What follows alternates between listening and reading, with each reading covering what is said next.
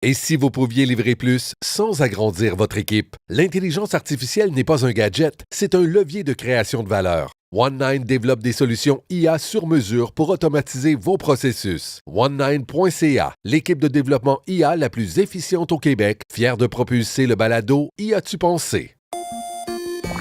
L'intelligence artificielle change tout. Outils, risques, mythes, réalité. Y a-tu pensé? Comprendre, apprendre, s'adapter. Avec David Proulx, Y a-tu pensé? Bonjour tout le monde, bienvenue à cet épisode de Y a-tu pensé? On est tellement content que vous avez choisi de nous écouter. On a une super de bonne émission. Un repreneur d'entreprise, Sean Joal d'Unicor. Vous allez voir, la discussion va être splendide. Je suis avec mon magnifique co-animateur, Nicolas. Nicolas, bonjour. Bonjour David, bonjour tout le monde. Ça va?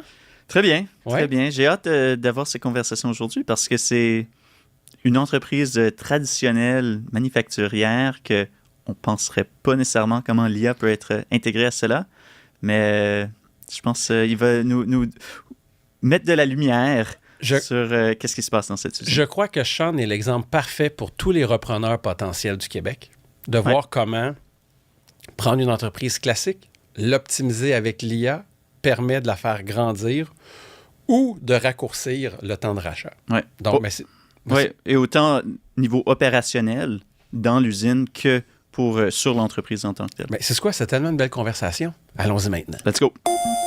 Y a-tu pensé? On est maintenant avec Sean Joal. Sean, bienvenue. Merci. Très content d'être là. Ben oui, donc là, toi, tu as fait l'acquisition d'une entreprise et tu l'optimises par l'IA. Exactement, oui. Parle-nous de ça. Moi, ça m'a pris 3 ans de trouver une entreprise à acheter. J'ai vu 120 entreprises sur papier, 19 en personne, 5 offres. Et Unicor était le 6e et non la moindre. Donc, ça fait depuis le 21 novembre que je suis propriétaire. OK, nice. Et puis, tout le processus de... Bon, on en parlera plus tard, tantôt. Là. Tout le processus de reprenariat, ça peut être intéressant. Puis, j'imagine que tu as utilisé l'IA également pour sélectionner les entreprises. Oui, absolument. En fait, parlons-en là. On a commencé par ça.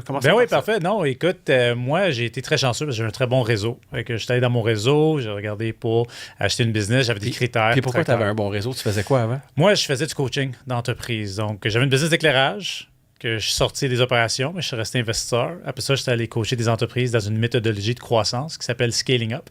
Okay. Et j'ai fait ça pendant 7 ans. Et avec ce réseau-là, j'ai rencontré des centaines d'entreprises, beaucoup de brokers. Il y avait des acquisitions qui se faisaient. Donc, j'étais très impliqué dans le réseau québécois au niveau de tout ce qui était acquisition. Donc, quand j'ai commencé ma recherche, j'avais peut-être 25 personnes à qui je pouvais parler. Et j'ai créé un profil, un one-pager, qui expliquait vraiment mes critères. Donc, je voulais une compagnie manufacturière, la taille que je me cherchais, géographiquement où ça se plaçait et un peu mon histoire parce qu'il y a beaucoup de repreneurs et comment on peut se différencier. Donc, il fallait que je démontre que j'avais de la crédibilité un petit peu. Mais là, explique-moi ça. Donc, tu as le bout Scaling Up et iOS, c'est comme 2 méthodes de gérer une entreprise? Oui, là, je vais peut-être me faire chicaner, mais honnêtement, c'est la même chose. OK. OK, c'est deux qui se compétitionnent comme système. Ce sont des architectures pour une entreprise. Pour moi, c'est pas mal la même chose. Les gens vont dire que Scaling Up est un peu plus détaillé qu'iOS, mais en bout de ligne, c'est de la planification stratégique. Donc là, tu as fait ça pendant 7 ans. Oui. Tu as rencontré un paquet de business. Oui. Et puis, qu'est-ce qui a fait? Tu t'as dit, moi, j'arrête de faire ça, puis je veux faire du reprenariat. Parce qu'on sait qu'on a un immense défi de reprenariat au Québec en ce moment. Là. Oui, absolument. Mais en fait, qu'est-ce qui est arrivé? C'est qu'en 2023, on a vendu une grande partie de notre business d'éclairage dans lequel j'étais investisseur. Donc, ça, c'est un événement de liquidité. Et quand cet événement de liquidité est arrivé, je me suis vraiment questionné. Je me disais, est-ce que je veux faire juste du coaching pendant les prochains 10 ans ou je veux faire d'autres choses? Et je m'ennuyais vraiment d'être en charge d'une business. C'est ça qui m'a comme redonné la passion de me rechercher une entreprise à acheter. Et c'est ça qui a vraiment parti un peu l'aventure. OK. Puis le manufacturing versus, parce que tu as été clair quand tu as dit, moi, je voulais du manufacturing, donc, du manufacturier. Ouais. Pourquoi pas du service ou autre chose? Parce que c'est de ce monde-là que je venais. C'est dans l'éclairage, on a fait beaucoup de manufacturing par nous-mêmes. C'est sûr qu'il y a une partie qui est allée c'est une entreprise d'éclairage, c'était pas comme on place des lumières. Non, c'était vraiment, on crée, on est en train de bâtir des éclairages plus résidentiels, donc pour les maisons, partout dans la maison. Et on était vraiment ceux qui développaient, qui faisaient le design des produits et tout.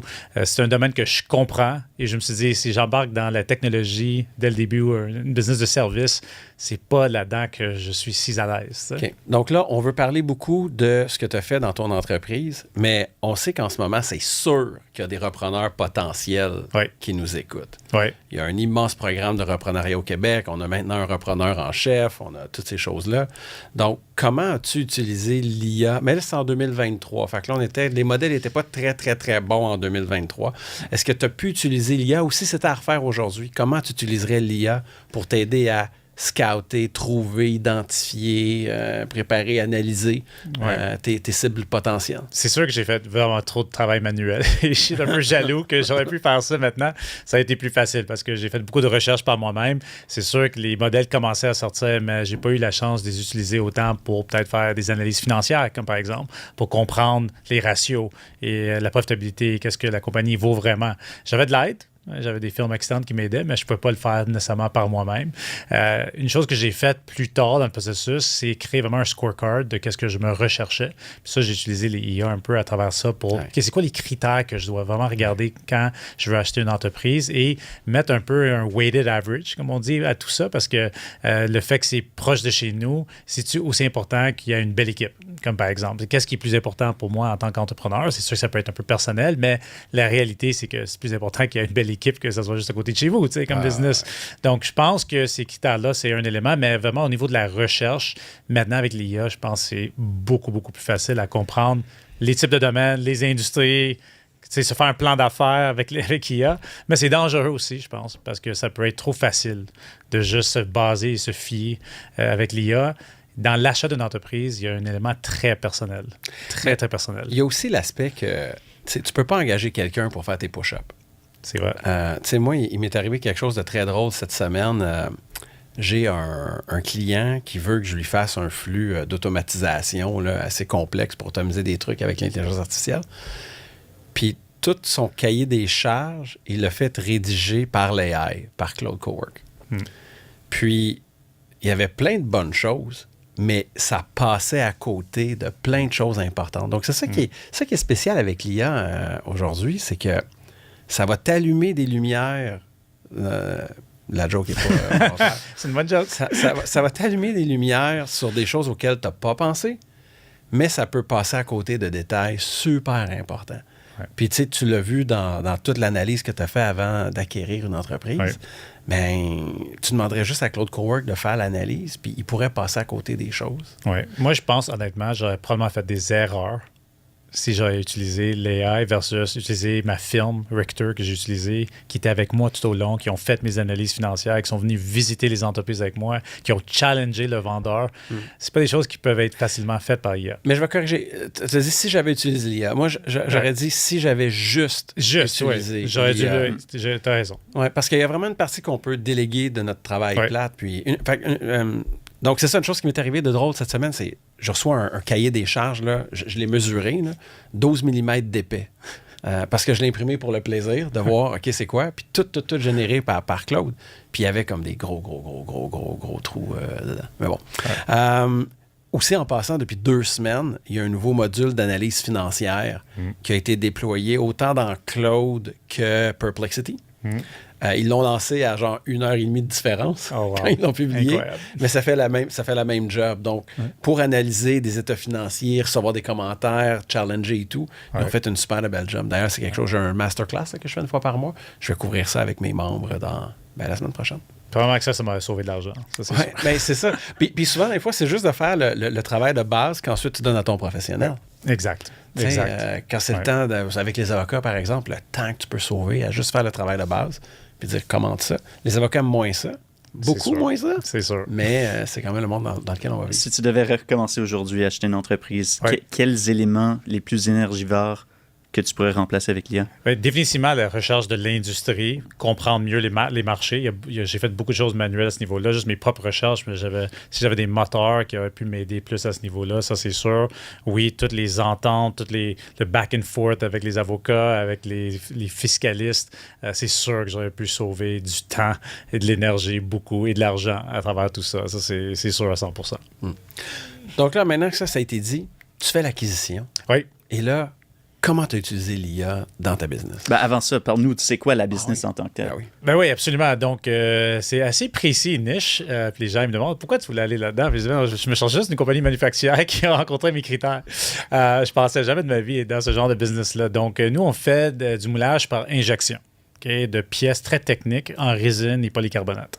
Donc, ça, c'est des pièces qu'on fait pour... C'est pas un avion, mais il y a probablement des pièces qu'on a faites dans l'avion, les automobiles, le domaine minier, l'éclairage. On fait des optiques aussi pour l'éclairage. Donc, il y a une petite connexion à ce niveau-là. Donc, nous, on est vraiment une compagnie manufacturière. On a les moules en tant que tels. Donc, on doit co-développer pour sortir les moules pour nos clients, qui leur appartient. C'est eux qui les achètent. Et par la suite, on veut faire la production. On ne veut pas juste faire le moule. On veut vraiment faire la partie production. Et souvent, ça va être des clients de très longue durée. Les produits vont se répéter. Donc, chaque projet est custom, mais souvent, le projet va durer plusieurs années. Pas juste, c'est jamais juste pour un petit cours. Le moule leur appartient, mais il est compatible uniquement avec ta sorte de machine. Donc, si en fait, non. D'ailleurs, il faut qu'ils prennent une autre. Non, en fait, les moules peuvent être mises dans n'importe quelle machine, mais sont vraiment compliquées à déménager. OK. Donc, c'est là qu'il y a un stickiness, parce que les gens, une fois qu'ils viennent chez vous, ça peut coûter 25 000 juste déménager le moule. Wow. Donc, c'est là que les gens n'ont pas le goût. Et si tu as l'honneur de un petit peu voler un projet à quelqu'un, puis que la personne déménage les moules chez vous, ça, c'est vraiment intéressant, parce qu'ils ont pris, ça veut dire la décision de dire, nous, on va investir pour aller chez Unicor. Donc, c'est sûr qu'à moins que tu sois vraiment une très mauvaise qualité puis de livraison et tout, tu devrais être capable de garder le client pendant 5, 7, 10 ans. OK, super. Donc là, tu fais l'acquisition.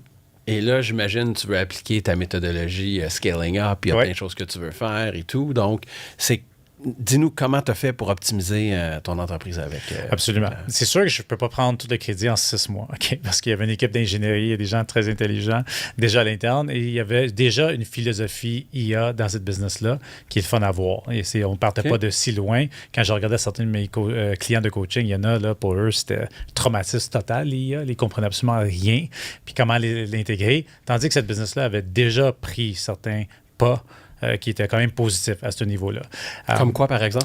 Je vais donner un exemple. Nous, on a une cellule automatisée. Okay? On fait des connecteurs hyper spécialisés pour le domaine minier. Là, vous comprenez que ces connecteurs-là, ils font exploser les mines. Et si l'explosion ne part pas, ça n'explose pas, ça coûte... C'est pour creuser la mine en tant que tel. C'est les connecteurs, puis les connecteurs qui vont aller sur les fils, qui vont passer à travers, en dessous des mines pour faire l'explosion. Okay. Donc, si ça n'explose pas, puis là, tu as toute une équipe qui est prête à travailler tout, ça coûte des centaines de milliers de dollars. Donc, ces connecteurs-là, il faut qu'ils soient parfaits. Tu ne peux pas avoir 3 connecteurs qui ne fonctionnent pas. Là. Il faut que les connecteurs fonctionnent très bien. Donc, on avait dans cette cellule automatisée-là la capacité de faire 3 millions de connecteurs annuellement. Puis ça, c'était avec la robotisation qui avait rentré dans tout ça. Par la suite, juste avec un peu de travail qui a été fait à l'interne avec l'équipe, on a réussi à amener ça de 3 millions à 5 millions, à 8 millions, à 11 millions. Puis la demande suivait. Et là, on est rendu à 12 millions de connecteurs annuels qu'on est capable de faire. Sur la même machine. Sur la même machine. Puis ça a été beaucoup l'IA parce que qu'est-ce qu'on a fait? On a intégré des caméras qui avaient de l'IA à l'intérieur pour vérifier que la qualité soit acceptable. 100% inspection. C'est quand même rare dans notre industrie qu'on est capable de faire de l'inspection à 100%. Donc, la vision par ordinateur, où est-ce qu'on suit les pièces qui sortent de la machine. Oui, exactement. Donc, nous, on était environ à 0,1% de taux de rejet sur les pièces qui sortent de cette cellule-là, qui est assez incroyable. Ça fait quand même une quantité raisonnable, parce qu'à 12 millions, ça en fait un petit peu, même à 0,1%, mais ça nous permet d'avoir vraiment une efficacité opérationnelle qui est à un autre niveau. Là. OK, mais ce qu'il faut que les gens comprennent bien, là, puis n'importe qui est en business a compris, a fait les maths tout de suite, là, c'est qu'en achetant de l'IA, c'est l'équivalent d'avoir acheté 3 autres machines. C'est exactement ça. Puis 3 autres machines auraient coûté combien? Dans les millions. Puis, quelques millions. Quelques millions. Puis l'exercice d'IA que vous avez fait a coûté combien? Peut-être, je disais peut-être 250 000 $, je dirais. Ouais. Donc, le payback est évident. 10x environ, je dirais. Facile. Oui, absolument. Fait que ça, c'est vraiment un vrai exemple qui a vraiment aidé dans le business. Mais il y a eu beaucoup d'autres éléments qu'on a rajoutés là. On est là pour ça. Oui, c'est ça. C'est sûr que moi, je crois beaucoup dans la théorie des contraintes, de comprendre qu'est-ce qui est le goulot dans la business, surtout maintenant que je veux amener une ambition de croissance dans l'entreprise. Puis un des grands goulots que nous, on a, c'est vraiment au niveau de l'estimation, puis les soumissions, parce que c'est complexe. Quand un client nous envoie des demandes, il faut avoir des temps de cycle, il faut avoir des nombres de cavités. C'est vraiment... Après ça, on parle du moule aussi, comment que ça va travailler. Donc, nous, à l'intérieur de ça, on a commencé à faire un projet très récemment avec un de nos partenaires pour vraiment voir, OK, comment on peut faire justement un 10x sur le nombre de soumissions qu'on peut sortir de la bonne façon. Au début, il y a ce qu'on appelle, nous, à l'interne, puis il y a d'autres personnes qui utilisent probablement ce terme-là, le bruit versus le signal. Pour nous, on a beaucoup de bruit. On a beaucoup de soumissions, c'est des petites soumissions, des soumissions de, je sais que ça va peut-être pas paraître petit pour certains, mais 20 000 pour nous, c'est trop petit. Nous, on a besoin des commandes de 100 000, 500 000, 1 million quand on veut rentrer dans un projet. Donc, à ce niveau-là, on a créé un outil avec l'IA qui nous permet de faire vraiment une pré-qualification des clients. Et c'est assez complexe, les questions, mais on sait que nos clients sont complexes puis sont techniques. Mais moi, à 6 mois, là, je ne suis pas un ingénieur. Des fois, il me dit, Charles, peux-tu lire la préqualification? Puis je dis, écoute, les gars, je l'ai lu, là, puis il y a peut-être la 50% je ne comprends même pas c'est quoi les questions. Ouais, Charles, il faut que tu apprennes. Là, mais c'est vraiment des questions sur justement tous les éléments techniques du produit, voir si le client il comprend, qu'est-ce qu'il veut à l'intérieur de tout ça. Ça nous permet de vraiment filtrer qu'est-ce qui est bon versus qu'est-ce qui n'est pas bon, puis qu'est-ce qu'on veut réellement soumissionner. Déjà là, ça nous sauve énormément de temps et d'énergie. Et là, dans le processus de soumission, nous, la compagnie existe depuis 55 ans. Puis on fait des soumissions depuis 55 ans. Là, c'est sûr que pas tout est digital et dans un database, mais ça nous a permis, dans les derniers environ 5 à 7 ans, à prendre toutes les soumissions qu'on a faites et toutes les rentrées dans l'IA pour comprendre c'est quoi les patterns qu'on voit, c'est quoi les similarités, c'est quoi les différences, puis comment ça nous amène après à pouvoir soumissionner de la bonne façon. Et ça, on calcule, devrait réduire le temps de soumission par 50 à 75 % à l'intérieur aujourd'hui. Deux trucs donc pour les gens. Le filtre des soumissions sur un volume, j'imagine que vous avez fait un simple workflow où il y a un agent qui lit le document, puis il regarde c'est quoi les quantités, il a une idée des montants, puis là, il filtre oui ou non. Puis là, juste ça, parce que de prendre du temps d'employé pour lire un document pour lequel on ne veut pas soumissionner, as-tu une plus belle définition d'une activité à valeur non ajoutée? Oui, 100% d'accord. 100% d'accord. Donc, l'IA, avec un taux de confiance très élevé, là, c'est si tu trouves exactement telle information puis que c'est pas selon nos critères, on veut même pas que ça aille sur notre bureau. Exactement. Puis ça, c'est de l'économie pure. Oui. Ensuite, pour comprendre, je sais pas en injection à quel point c'est complexe des soumissions, mais moi, j'ai fait un outil dans le domaine de la métallurgie. Oui. Puis, tu as dû en avoir dans ta vie là, des clients en métallurgie. Donc, tu sais, toutes les pièces de métal, c'est une feuille de métal transformée de multiples façons qui va faire la pièce, là, ou presque. Là. Ouais. Et là, l'IA va voir la pièce à faire et va la reconstruire au grand complet avec toutes les étapes de pliage, poinçonnage, pliage, trempage, soudage, puis ainsi de suite, et dans le bon ordre. Parce que tu vas couper avant de plier, par exemple. Donc, tout ce mécanisme-là, mais là, ça demande pas mal de chaînes, de prompts pour pouvoir faire ça. Dans le domaine du plastique, dans le moulage, j'imagine c'est le design de la pièce soit compatible avec le moule pour pas qu'on fasse une pièce qui serait pas injectable, pas moulable. C'est exactement ça. C'est vraiment un élément important dans le processus, parce qu'on reçoit souvent juste un dessin, puis OK, je veux faire cette pièce, même si la personne comprend un certain expertise technique, c'est sûr que nous, on doit faire du co-développement, on doit utiliser l'IA à l'intérieur, de refaire le dessin et être sûr que ça soit optimal. Et c'est une de nos, je te disais, valeurs ajoutées chez nous, plus que notre compétition souvent, c'est notre capacité justement avec l'équipe d'ingénierie de faire un co-développement et dire à la personne, écoute, comment ton produit est designé aujourd'hui, là, c'est impossible qu'on puisse le faire par injection. Il faut vraiment refaire le design complètement différent et puis là, nous, on va rentrer avec des suggestions. Puis ça aussi, c'est vraiment quelque chose qui amène beaucoup de valeur. OK, super. Y a-t-il un autre exemple que tu veux nous donner? Absolument. Un autre exemple que je peux donner à ce niveau-là, c'est au niveau de la cybersécurité. Donc, je sais que c'est un sujet important, que les gens discutent pas mal, beaucoup à l'intérieur en ce moment.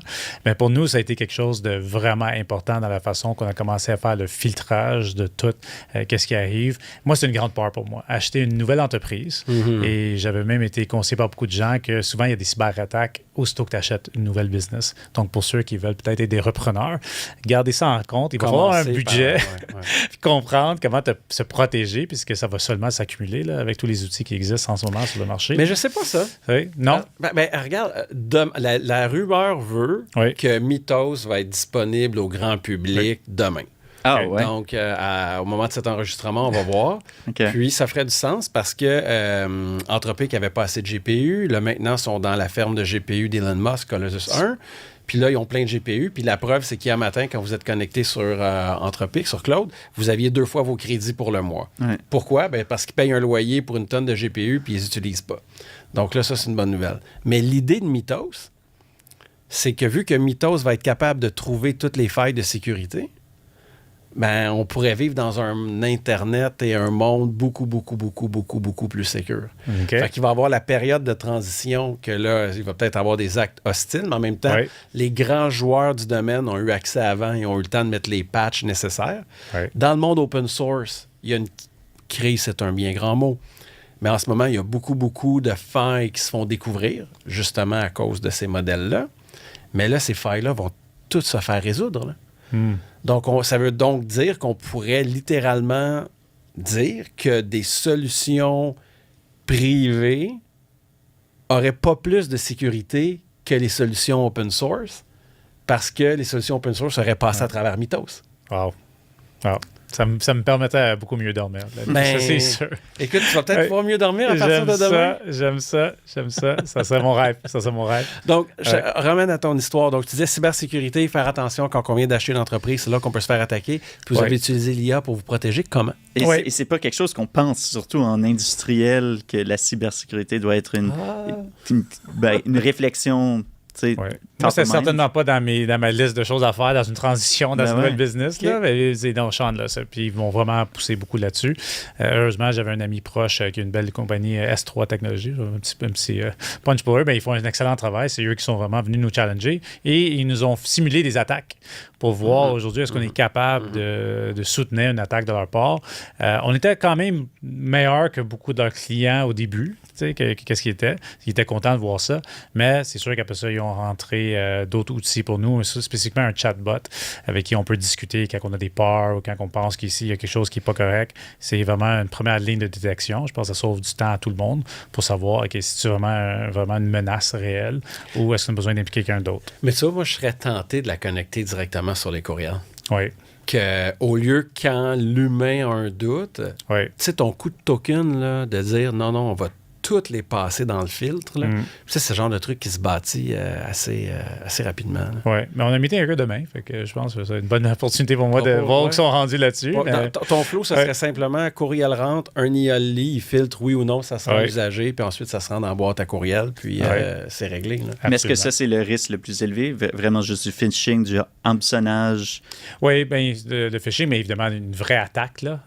Moi, je ne sais pas le nom, mais dans mon je faisais du coaching pendant 7 ans, puis très récemment, un de mes très grands clients, ça a été public, mais je ne veux pas dire, j'aime mieux pas dire le nom, mais une grande compagnie dans les plusieurs centaines de millions ont été attaqués très récemment, puis ça a été vraiment bordélique et problématique, puis ça a pris environ 4 semaines là, pour vraiment remettre les choses à l'ordre, qui est très long pour une compagnie qui est de leur taille. Donc, moi, c'est tout le temps un élément sur lequel je garde l'œil. Moi, quand mon VP développement des affaires chez Bullseye, Fred Fortin, Fred, on te salue, le lendemain qu'il a annoncé qu'il travaillait dans Bullseye, il a reçu une attaque, une entreprise. Écoute, la personne s'est fait passer pour moi. J'aurais besoin, parle-en pas, là, c'est top, là, mais j'aurais besoin que tu mettes, que tu transfères tant d'argent à telle place. Puis Fred vient du milieu de la tech, il a tout de suite vu. Là. Mais dans le fond, ce qu'ils font, c'est qu'ils sniffent sur LinkedIn qui a changé de job. Puis dès qu'ils ont changé de job, c'est là qu'ils attaquent. Donc, c'est un véritable danger.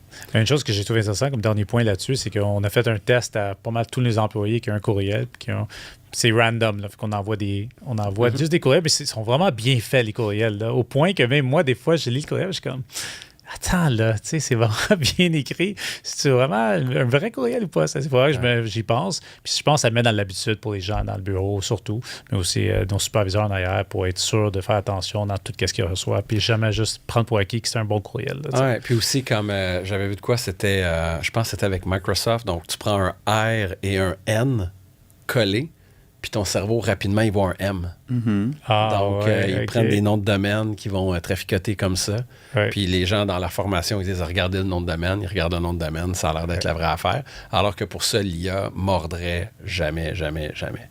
Ah, ouais. Si on revient à ta business, les gains, donc, dans ces gains-là, dans ta compétition, là, j'imagine que ça a dû t'aider parce que si tu es capable de faire 12 millions de pièces avec une machine, ben, tu es capable de refiler l'économie à tes clients. Là. 100%. C'est ça le but, puis c'est surtout être capable de livrer parce que ces gens-là ont des attentes puis ont des demandes. Puis ça nous a permis d'aller à l'international parce qu'ils ont dit est-ce que vous êtes capable de faire autant de connecteurs que notre besoin? Parce que nous, Suède, Australie, Brésil, tout le monde a besoin des mêmes connecteurs, c'est juste qu'on change la couleur. Qui n'est pas si drôle non plus en passant dans ce business qui fait de la résine parce que tout le monde pense je fais juste changer la couleur. Vous comprenez, c'est une nouvelle recette. Il faut vraiment complètement changer ça à chaque fois qu'on veut faire un autre 1 million de connecteurs. Il faut complètement changer le setup. Ça, c'est une autre histoire. Mais ça nous a vraiment permis de faire une expansion qui était assez énorme. Puis je pense, pour le futur, il y a des inquiétudes. Je pense que c'est normal. Les humains ont des inquiétudes. Qu'est-ce qui va arriver? Il n'y aura plus de job, surtout dans le domaine manufacturier, des gens d'usine, un peu le blue collar qu'on parle. C'est vrai que dans certaines business, ça va peut-être arriver, dans le sens qu'on entend parler maintenant des dark factories. Pour ceux qui savent pas c'est quoi, mais c'est vraiment une usine qui est dans le noir. Qui travaillent dans le noir 24 heures par jour. Puis il n'y a littéralement pas d'humains qui sont là. Il y en a au Québec, des dark factories. Il y en a, oui. Personne s'en vante. Non, mais les gens ne veulent pas en parler. Non. Puis le mot, souvent les gens ne vont pas l'utiliser, ils vont juste dire des usines intelligentes. Ouais. Je pense que c'est pas mauvais qu'ils utilisent la terminologie non plus. Mais nous, dans le type de business qu'on a, on est une business custom. 100% de ce qu'on fait est custom. Oui, il y a des runs après de 12 millions de connecteurs, mais la réalité, c'est qu'il faut changer souvent la recette, il faut changer les types de résine, il faut optimiser avec nos clients comment on veut travailler. Chaque nouveau projet qu'on reçoit, c'est un nouveau projet custom qu'on doit faire de zéro. Donc, pour nous, le côté humain, ingénierie, mais même les superviseurs, des gens qui ont étudié dans la plasturgie, ils vont avoir du travail chez nous parce que dans notre croissance, c'est sûr que des humains qui ont une expertise technique comme ça vont être nécessaires pour nous. La meilleure façon de protéger un emploi, c'est par la croissance de l'entreprise. Oui. Parce que si on cherche le statu quo, on va se faire manger tout rond. Là. Oui. Parce que quand toi, tu t'optimises, tu deviens une menace pour les autres qui ne sont pas optimisés. Là. 100%. Puis, tu sais, n'importe qui fait de l'injection de plastique, qui voit qu'il peut avoir l'équivalent de 4 machines pour le prix d'une en échange de mettre de l'IA, faut être fou de ne pas le faire. Là. C'est clair. Puis, c'est clair. Puis quand l'équipe fait partie d'un team, d'une équipe qui croit, ben lave-là ta sécurité d'emploi. Oui, puis ça, on le communique. On le communique aux gens. Parce que les gens, ils nous disent réellement qu'ils ont peur, là, qu'ils vont perdre leur job. Puis on remonte, parce que là, on est en croissance. Ils ont dit, ben, on a embauché plus de personnes, on n'a pas embauché moins. Là. Vous n'avez pas vu vous êtes 20 personnes de plus depuis la dernière année. Vous êtes pour qu'ils comprennent qu'il y a encore beaucoup, beaucoup de processus qui ont besoin d'eux. Puis comment ces peurs-là étaient exprimées? Vraiment très directement.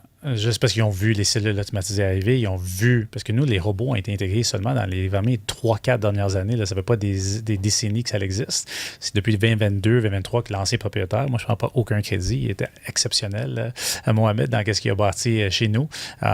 Il voyait, puis à chaque fois qu'il y avait un nouveau robot, une nouvelle cellule automatisée, il disait, je vais perdre ma job. Ben, on dit, non, tu vas perdre ta job. Tu as plus de travail, on a plus de commandes, puis on a besoin que tu t'en occupes. T'sais. Donc, je pense qu'ils ont vu avec la vraie réalité des choses, c'est qu'on n'est pas du tout un dark factory, puis qu'on ne s'en va pas par là, nous, notre business, pour le moment.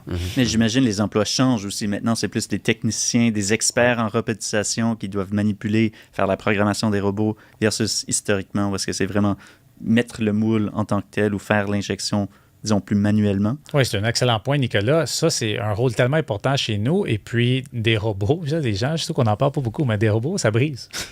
C'est pas parce qu'un robot, 100%. Il y a de l'IA ou tout, que ça va juste fonctionner sans jamais. C'est pas vrai. Puis nous, on doit avoir 2 techniciens en robotique sur chaque corps. Puis on est 24 heures par jour, 5 jours semaine, nous. Donc ça, c'est pas facile de trouver, là, un technicien en robotique qui veut travailler la nuit. Ben, si tu rencontres quelqu'un qui dit « je travaille en usine », tu penses pas « il y a un technicien de robot, robotique naturellement ». Tu sais, souvent en conférence, j'explique ça, là, parce que les gens disent, ouais, exemple en construction, là, les maçons. Les maçons vont perdre leur job parce que les robots vont placer les briques et tout.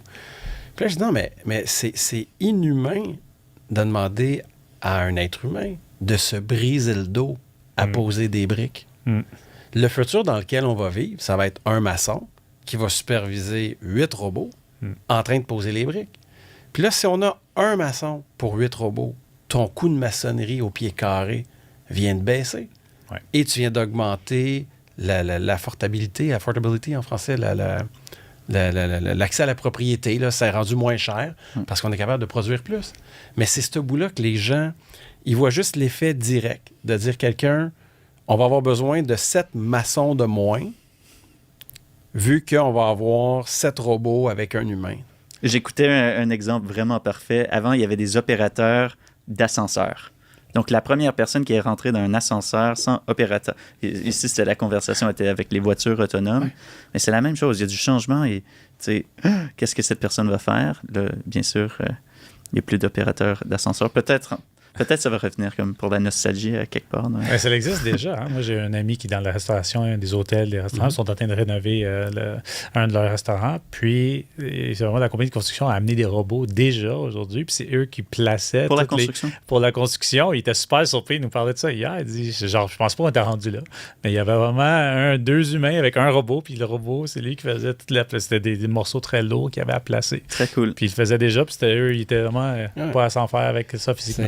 La station qu'on va bâtir sur Mars, là, ça va être des robots qui vont la bâtir. C'est clair. Puis je sais que les gens, ils écoutent ça et ils disent, ben là, ils sont fous, voyons donc, on n'est pas rendu là, mais on va probablement voir ça de notre vivant. Oui, je suis d'accord. Ah, ouais. Est-ce qu'il y a d'autres optimisations que vous avez faites avec l'IA chez Spinker? Mais tu sais, je pense pas que c'est si utile nécessairement de parler de ce que tout le monde fait en ce moment. Tu sais, je pense que c'est assez évident. Prends pas pour acquis. Non, mais tu sais, moi, tout ce qui est évidemment l'utilisation d'IA dans tout ce qui est nos présentations clients, évidemment, ça c'est quelque chose qui nous aide énormément dans tout ce qui est à l'interne de la communication, tout ce qui est vraiment au niveau tout ce qui touche les RH, on a créé des agents pour les RH, créé un agent pour les finances, créé un agent pour la production à l'interne de notre système copilote. Puis l'agent fait quoi exactement? Bien, nous, on a beaucoup de cas compliqués, comme par exemple dans les ressources humaines, parce qu'on a de l'immigration. Je sais qu'il y a un peu de ralentissement à ce niveau-là, mais nous, on a beaucoup d'immigration parce que la plasturgie n'est pas un domaine d'expertise au Québec. C'est quelque chose qui vient des pays maghrébiens. Oh, ouais. Donc, oui, le Maroc, la Tunisie, l'Algérie, puis ça tombe bien parce que ces gens-là parlent en français. Pour nous, ça nous aide beaucoup. Ces gens-là, on les a permis de venir ici parce qu'ils ont vraiment une expertise qu'on n'a pas ici. Et justement, l'ancien propriétaire, il était un professeur de la plasturgie au Maroc pendant plusieurs années.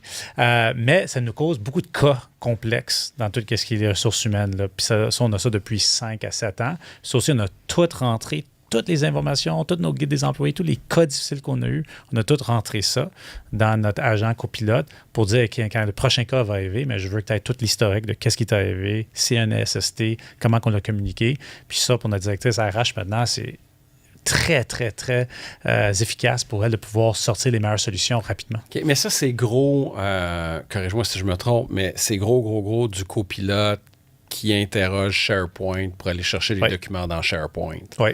Mais est-ce que vous avez fait de l'automatisation avec la suite Power? Exemple dans Flow. Moi, je suis en train d'en faire chez 2 clients en ce moment. Là. Ouais. Puis, j'ai quelqu'un de dédié à ça. Là. Puis, les gains qu'on fait avec ça, c'est hallucinant. Là. Ça, on est au début. On commence à apprendre comment on peut. Moi, je me sens déjà en arrière. Là. Je sens, même si on est plus avancé au niveau manufacturier, je nous sens en arrière de façon générale. Pas de notre domaine. Si ça te rassure, moi, ça fait 2 heures que je n'ai pas checké les nouvelles d'AI puis je me sens en retard. Parfait, ça fait sentir mieux. Mais non, j'arrête pas de pousser l'équipe parce que les autres, ils passent tellement. C'est vraiment une équipe opérationnelle. Fait qu'eux, ils disent, maintenant, regarde les robots puis l'automatisation. C'est incroyable. Je dis, je comprends, mais si on ne suit pas de l'autre bord, on va manquer le bateau. Tu sais, tantôt, tu parlais que les cols bleus ont peur pour leur emploi. Moi, je crois avec l'IA générative, il y a énormément d'optimisation dans le travail de col blanc. Je suis d'accord. Parce qu'il y a plein de gens que leur travail, c'est de prendre de l'information dans un système puis le rentrer dans un autre système, ou prendre de l'information, appliquer un jugement qui est relativement simple pour ensuite décider dans quelle autre case dans le flux de travail le travail va. Ouais. Puis toutes ces choses-là, le Gen AI est capable de le générer de super bien. Ouais. Moi, je suis entièrement d'accord, puis je pense que c'est très départemental aussi. Je pense qu'il y a vraiment des départements dans une entreprise qui sont plus faciles à automatiser que d'autres, comme par exemple les finances pour moi. C'est sûr que les finances, il y a des éléments très, très, très fragiles, des éléments qui touchent le légal et tout, mais de façon générale, recevable, payable, fin de mois, tout ça, beaucoup de ça peut être automatisé avec les IA, c'est sûr à 100%. Encore une fois, dans une croissance, peut-être ça va être un peu moins côté humain qu'il va falloir rentrer, puis encore plus au niveau de la technologie. Mais là, toi, là, puis je veux te le faire dire, mais je sais exactement ce que tu vas dire. Mais je veux que tu le dises parce que ça va faire une bonne clip pour tous les repreneurs potentiels qui nous écoutent. Là. Toi, tu as acheté cette entreprise-là en te disant, avec l'EBITDA, donc le profit qu'il y a présentement, je vais être capable de repayer l'entreprise en tant d'années. Oui. Mais là, avec les gains d'efficacité que tu fais, si c'était sur un horizon de 5 ans, tu es en train de ramener ça sur un horizon beaucoup plus court. D'après toi, ton payback, tu vas l'avoir, je n'ai pas besoin de nombre d'années, mais en pourcentage, combien de pourcents plus rapidement? Puis c'est sûr parce qu'en même temps, tu réinvestis pour de la croissance. Ouais. Donc, quand tu réinvestis pour de la croissance, tu ralentis le payback au complet, j'imagine? Oui. Moi, je vais dire honnêtement, je ne regarde pas ça de cette façon-là, moi. OK. Personnellement, je ne regarde aucunement le payback sur mon investissement. C'est par l'amour du plastique. Puis Pas l'amour du plastique, non, pour l'amour de l'entrepreneuriat. Et on a vraiment des grandes ambitions dans l'entreprise. Puis quand tu as des grandes ambitions, tu ne peux pas regarder le payback. Si tu es juste dans ton petit monde, il faut que je reçois, il faut que je me remette cet argent-là dans mes poches. Tu peux pas aller faire un 10x à l'entreprise. Nous autres, on vise à vraiment aller de où qu'on est maintenant, puis vraiment aller chercher une immense croissance par le fait qu'on peut faire 30% de plus de production où qu'on est, puis on peut faire une expansion de building. On a plein de façons de faire. Donc, je pense un peu moins de cette façon-là, moi personnellement, mais je comprends absolument ta raison. Non, 25, 30, 50% plus vite, oui. J'adore comment tu penses. Il faut qu'on devienne amis. Cette ambition-là, partage-nous-la. Puis explique-nous aussi pourquoi c'est important d'avoir cette ambition-là. Parce que les repreneurs potentiels du Québec, il ne faut pas qu'ils reprennent la même entreprise juste dans le but de faire un petit 4% de croissance de plus par année. Là. Donc, tu sais, mets les gens en feu. Là. Ouais. Mais moi, je pense que c'est un problème qu'on a comme humain, aussitôt qu'on n'est plus un enfant. Qu'on arrête de rêver. Je ne sais pas pourquoi ça arrive, mais on pense tout le temps, OK, là, je suis dans une certaine boîte et je ne peux pas sortir de cette boîte-là. Quand tu es entrepreneur, tout est possible. Ça dépend vraiment de sa vision puis de comment on s'entoure.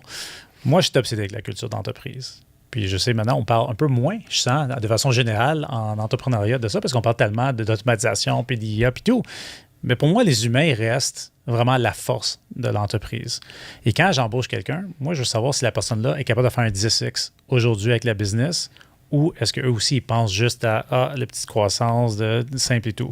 Je donne un exemple. Je suis en train d'embaucher un ou une directrice financière en ce moment. Puis les candidats, je les ai challengés là-dessus. Je les ai dit, mais c'est quoi les ambitions? Tu veux te rejoindre à quelle sorte de business, là?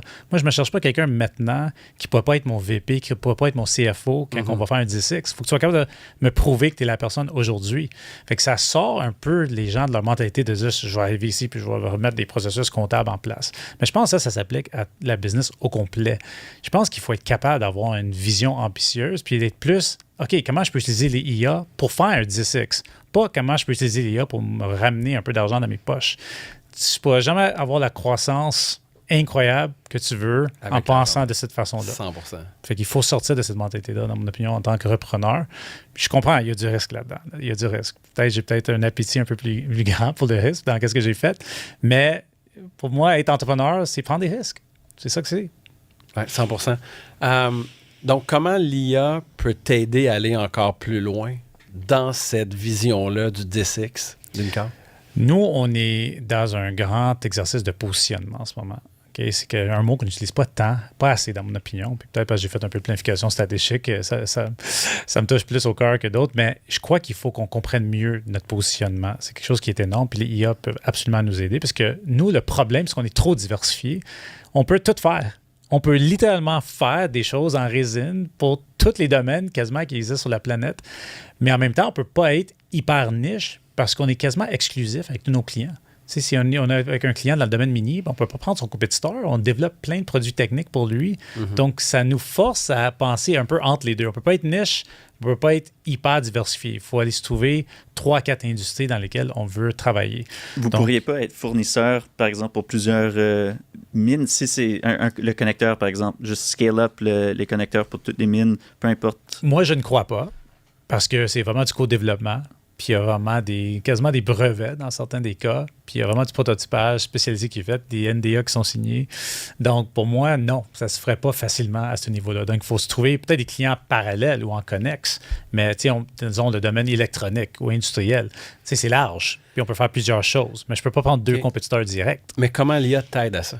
Bien, moi, l'IA, probablement, dans notre positionnement, ça va être au niveau de comprendre tout ce que les marchés qui existent. Je pense qu'on peut utiliser l'IA pour ce niveau-là, aussi pour nous challenger avec les thèses qu'on va sortir par la suite. Je pense que ça, c'est juste un élément, mais un élément dans lequel on travaille en ce moment. Par la suite, nous, on va vouloir doubler notre superficie. On a 52 000 pieds carrés aujourd'hui. On veut rajouter un autre 60 000 très bientôt. On a l'espace pour le faire. Je crois que l'IA va beaucoup nous aider au niveau de comment on veut faire cette expansion-là. Qu'est-ce qu'on va rentrer dans cette expansion-là? Quelle sorte de presse? Quelle sorte de robot? L'emplacement de tout ça? Est-ce qu'on veut faire un tool shop à l'intérieur? Est-ce qu'on veut commencer à être un mouliste qui fabrique des moules aussi? C'est toutes des questions à se poser. Puis je pense que tout ça va être vraiment accéléré par les IA parce qu'on va vraiment pouvoir voir comment on peut se challenger à l'interne puis vraiment utiliser les outils pour faire les layouts, choisir les bonnes machines, placer tous les robots de la bonne façon. C'est sûr qu'il y a 10 ans, cela a été 5 fois plus long de faire ça que maintenant, je crois, avec les IA. Okay. Donc, plus un partenaire de réflexion, et essentiellement un partenaire stratégique qui, tu peux, versus embaucher une firme de conseil, utiliser un IA Claude pour poser toutes tes questions et voir. Oui, mais je pense même pour faire le layout, je pense que l'IA va pouvoir le faire pour nous directement, pas physiquement, amener les robots, évidemment, on a encore besoin des humains, mais pour vraiment tout designer notre nouvelle expansion pour qu'elle soit complètement optimale, je pense que ça, c'est quelque chose que l'IA va pouvoir faire à 100%.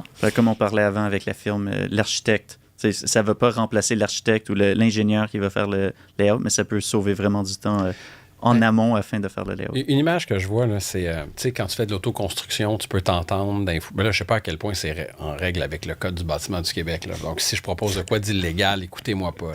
Mais, tu sais, dans l'autoconstruction, on connaît des gens que, avec l'électricien, ils ont passé les fils, ils n'ont juste pas fait les connexions.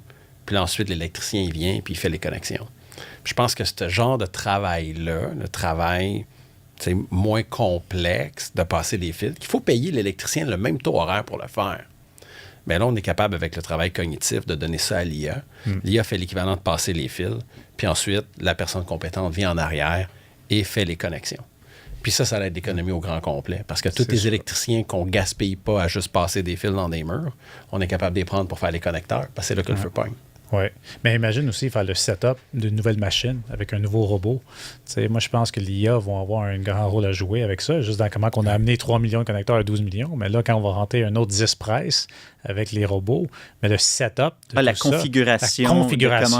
Le exact. robot. Les configurations, les types de produits qu'on devrait faire et tout. Puis, tu sais, par rapport à tes compétiteurs, si tu as 4 fois l'output par machine, là, ça veut dire que tu as payback à réinvestir, mais ton payback est 4 fois plus vite. C'est clair. Donc, à ce moment-là, ton taux d'intérêt, quand même, qui est 1,5% plus cher à ta banque, tu t'en fous parce que tu leur payes vite de l'autre bord. Là. 100%, mais je pense pour nous, qu'est-ce qui est un grand différenciateur, c'est qu'on est une compagnie technique, hautement technique. Nous, on ne veut pas faire juste un bac de recyclage, par exemple. C'est pas ça qui nous intéresse. Nous, on va faire des produits qui sont hyper complexes à répliquer, que les autres ne peuvent pas faire. Puis nous, on est capable. Ça sur Alibaba. Là. Non, impossible. C'est vraiment, si je vous montrais des connecteurs, des fois, là, vous regardez ça, il y a comme 22 coupeurs, puis de pièces, puis de designs qui ont été faits avec ça. Des fois, il y a des produits qui nous ont pris 3 à 5 ans à développer avec nos clients, tellement que c'est complexe. Est-ce que ça aussi, ça peut s'accélérer avec 100%. Avec on a parlé du printing 3D tantôt, dans l'impression 3D qui va rentrer là-dedans, qui s'améliore beaucoup. Mais oui, dans le co-développement, je pense qu'on peut couper le temps par la moitié. Moi, j'ai pas parlé de 3D printing. D'après moi, vous en avez parlé avant l'enregistrement. Ah, peut-être, oui. On a fait moi, où tu as lu dans mes pensées? Parce que moi, je fais du 3D printing depuis au moins 10 ans. Là. Avant, c'était un hobby. Mais là, c'est tellement automatisé. Dire que ton hobby, c'est l'impression 3D, ce serait comme dire mon hobby, c'est l'impression du papier. Mais non, tu peux pas, là, c'est trop facile. Mais on disait en amont, comme quoi un Dark Factory ou même une usine comme ça, là, on voit les robots en opération, mais à l'extérieur, tu vois du produit brut rentrer, c'est liquide, j'imagine, la résine. Après, ça sort, tu as une pièce en tant que telle, c'est une grande imprimante. C'est des granules, en fait. Des granules de résine.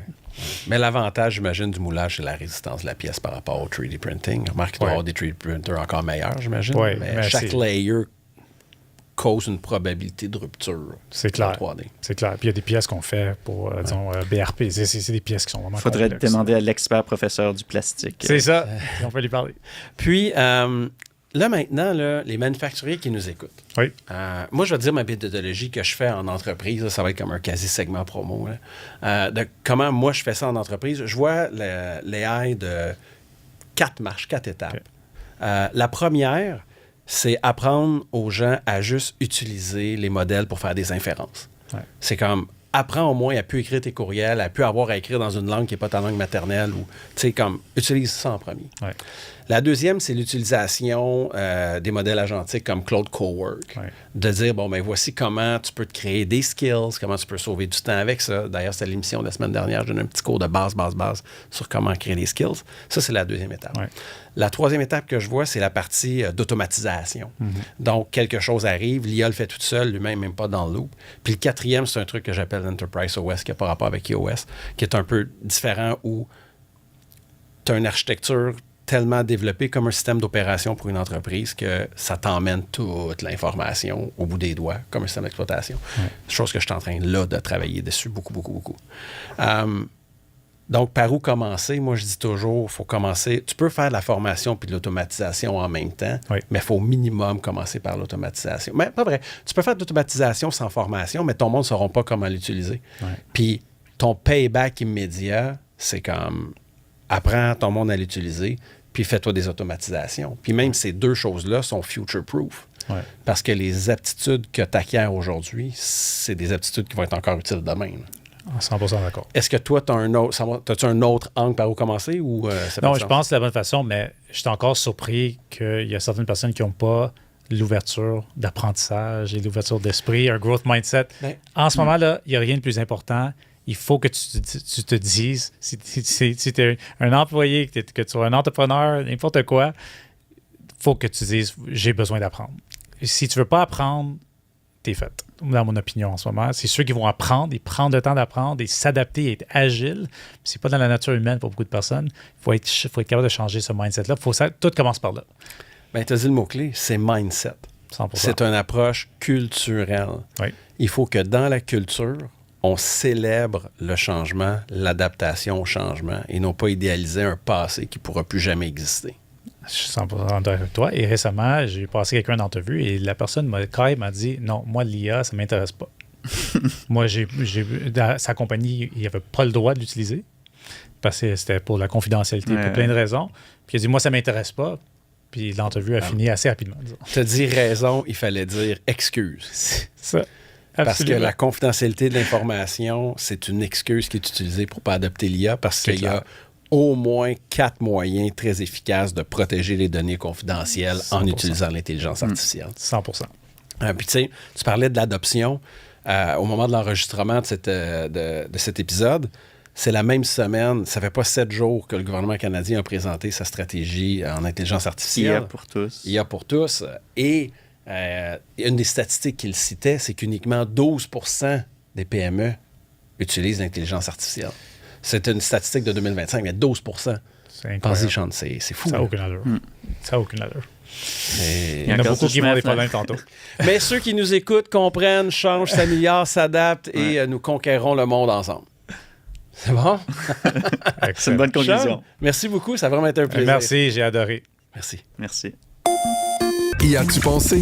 Merci beaucoup d'avoir été avec nous aujourd'hui, cet épisode. On a eu beaucoup de plaisir. Et c'est le fun parce que, vu que tout est dans tout, prochain épisode, on va avoir quelqu'un qui a une plateforme pour le rachat d'entreprise. Donc, tu vois, beau fil conducteur, Nicolas. 100%. Et on se voit la semaine prochaine. Ciao! Y as-tu pensé? Comprendre, apprendre, s'adapter. Y as-tu pensé? L'intelligence artificielle peut créer énormément de valeur pour votre entreprise, en temps et aussi en argent. Tout ça à condition de viser juste dès le départ. Bullseye AI, la firme de stratégie IA dirigée par David Proulx, vous aide à choisir le bon projet et former vos équipes rapidement. Bullseye AI, fier de vous avoir présenté le balado Y as-tu pensé?